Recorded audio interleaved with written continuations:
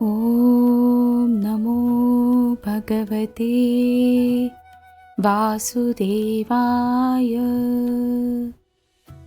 27वां अध्याय। पुरंजनपुरी पर चंडवेग की चढ़ाई तथा काल कन्या का चरित्र।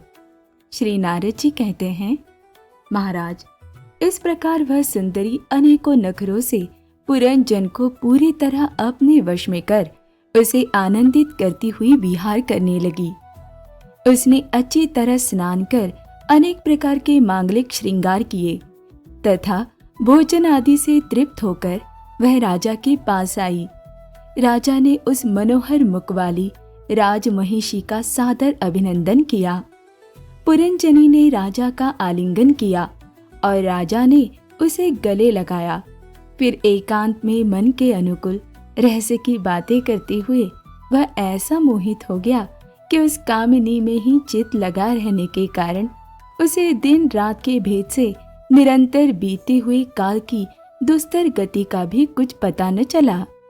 मद से छका हुआ मनस्वी पुरंजन अपनी प्रिया की भुजा पर सिर रखे महामूल्य शैया पर पड़ा रहता। उसे तो वह रमणी ही जीवन का परम फल जान पड़ती थी। अज्ञान से आवृत्त हो जाने के कारण उसे आत्मा अथवा परमात्मा का कोई ज्ञान न रहा। राजन, इस प्रकार कामातुर चित्त से उसके साथ विहार करते करते राजा पुरंजन की जवानी आधे क्षण के समान बीत गई। प्रजापति, उस पुरंजनी से राजा पुरंजन के 1100 पुत्र और 110 कन्याएं हुई, जो सभी माता पिता का सुयश बढ़ाने वाली और सुशीलता, उदारता आदि गुणों से संपन्न थी। ये पौरंजनी नाम से विख्यात हुई। इतने में ही उस सम्राट की लंबी आयु का आधा भाग निकल गया। फिर पांचाल राज पुरंजन ने पितृवंश की वृद्धि करने वाले पुत्रों का वधुओं के साथ और कन्याओं का उनके योग्य वरों के साथ विवाह कर दिया। पुत्रों में से प्रत्येक के 100-100 पुत्र हुए। उनसे वृद्धि को प्राप्त होकर पुरंजन का वंश सारे पांचाल देश में फैल गया। इन पुत्र, पौत्र, गृह, कोष, सेवक और मंत्री आदि में दृढ़ ममता हो जाने से वह इन विषयों में ही बंध गया। फिर तुम्हारी तरह उसने भी अनेक प्रकार के भोगों की कामना से यज्ञ की दीक्षा ले तरह तरह के पशु हिंसा में घोर यज्ञों से देवता, पितर और भूतपतियों की आराधना की। इस प्रकार वह जीवन भर आत्मा का कल्याण करने वाले कर्मों की ओर से असावधान और कुटुंब पालन में व्यस्त रहा। अंत में वृद्धावस्था का वह समय आ पहुंचा जो स्त्री लंपट पुरुषों को बड़ा अप्रिय होता है। राजन, चंडवेग नाम का एक गंधर्वराज है। उसके अधीन 360 महाबलवान गंधर्व रहते हैं। इनके साथ मिथुन भाव से स्थित कृष्ण और शुक्ल वर्ण की उतनी ही गंधर्विया भी है। ये बारी बारी से चक्कर लगाकर भोग विलास की सामग्रियों से भरी पूरी नगरी को लूटती रहती है। गंधर्वराज चंडवेग के उन अनुचरों ने जब राजा पुरंजन का नगर लूटना आरंभ किया तब उन्हें 5 फन के सर्प प्रजागर ने रोका। ये पुरंजनपुरी की चौकसी करने वाला महाबलवान सर्प 100 वर्ष तक अकेला ही उन 720 गंधर्व वीरों से युद्ध करता रहा। बहुत से वीरों के साथ अकेले ही युद्ध करने के कारण अपने एकमात्र संबंधी प्रजागर को बलहीन हुआ देख राजा पुरंजन को अपने राष्ट्र और नगर में रहने वाले अन्य बांधवों के सहित बड़ी चिंता हुई।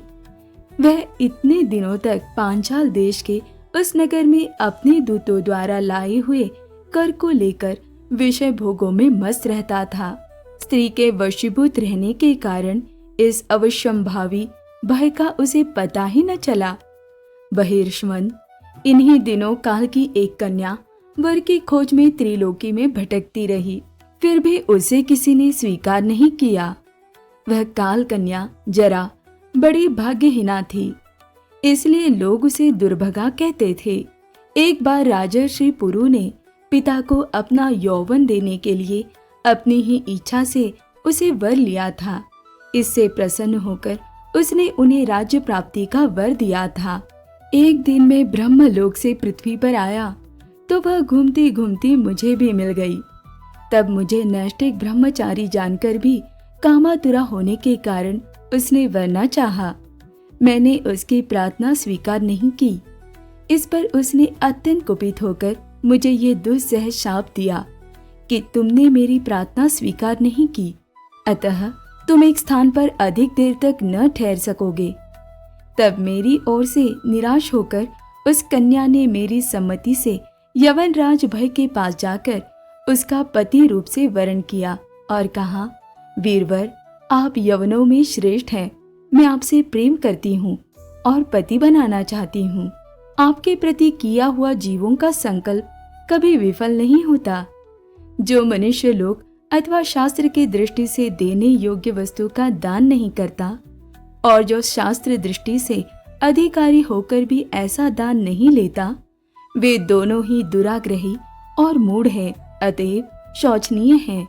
भद्र, इस समय मैं आपकी सेवा में उपस्थित हुई हूँ। आप मुझे स्वीकार करके अनुग्रहित कीजिए। पुरुष का सबसे बड़ा धर्म दिनों पर दया करना ही है।